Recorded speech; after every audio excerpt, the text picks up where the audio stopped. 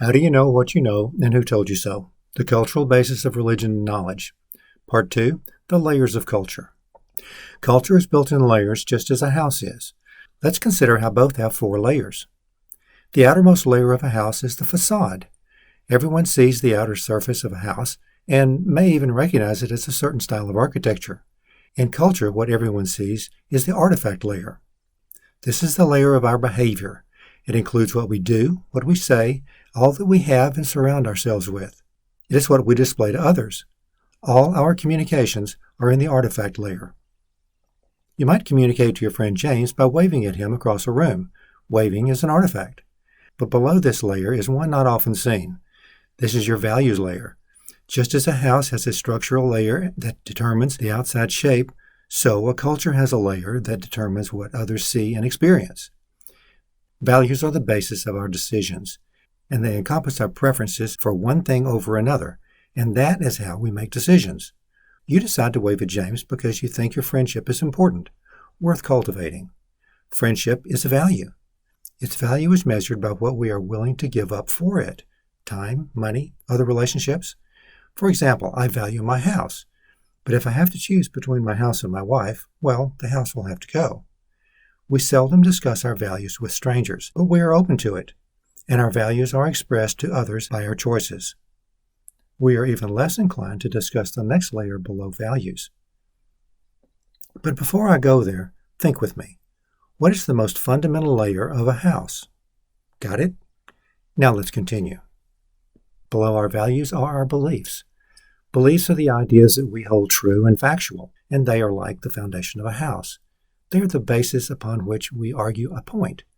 At this layer, you may hold an idea as reasonable and even be amazed that someone else doesn't agree, but you are willing to consider evidence and discuss the pros and cons of your beliefs.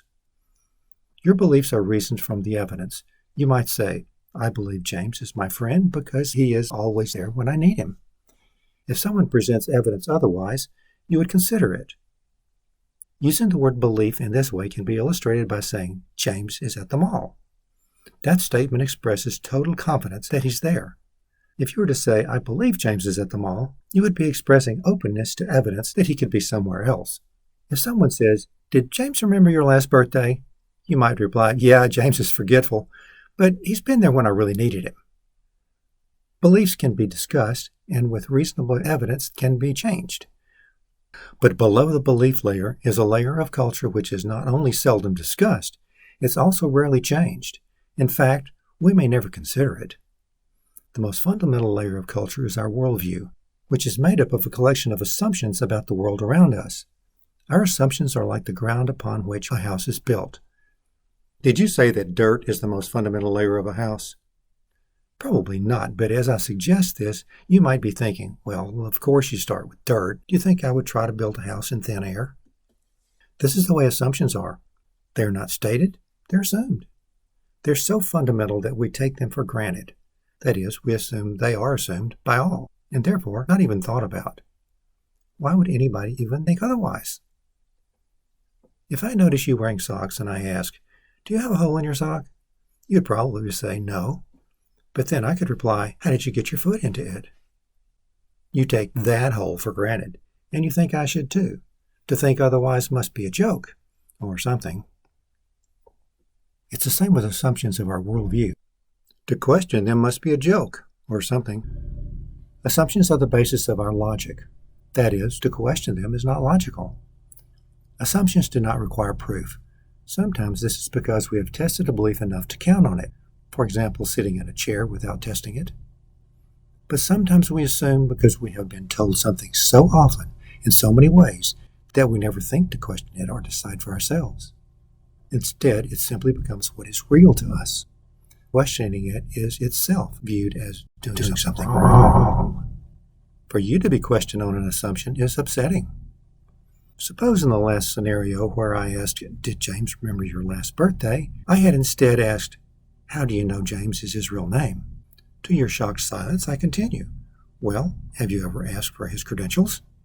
You would probably say, of course not. To seriously consider this question threatens your relationship with James.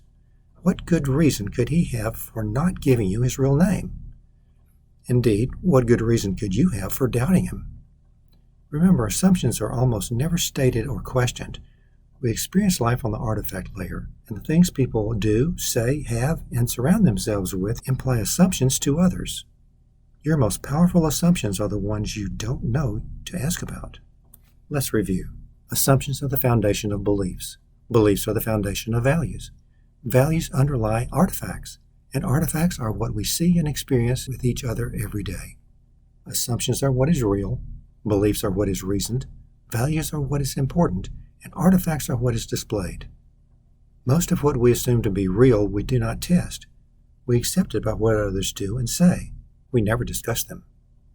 What happens if our assumptions change? Our worldview changes and everything built upon it changes. Everything changes.